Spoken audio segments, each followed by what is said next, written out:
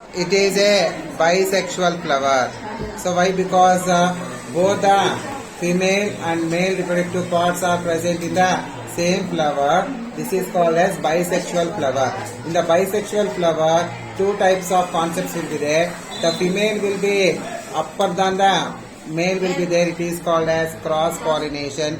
If the male will be lower will be female will be there, self pollination.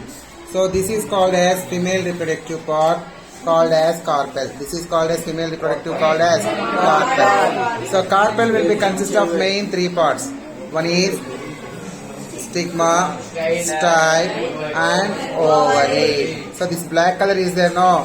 This is called as ovary. In this ovary the ovules will be consist. So this is called as male reproductive part called as stamen. In the stamen this is called as anther.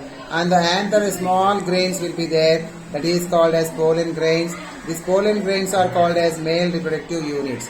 When these male reproductive units will be fall on the stigma,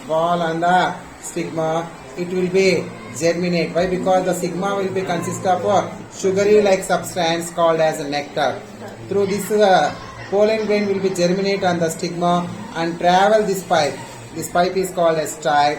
And finally it will be reaches to the ovary. Thus in the ovary fertilization will be occur.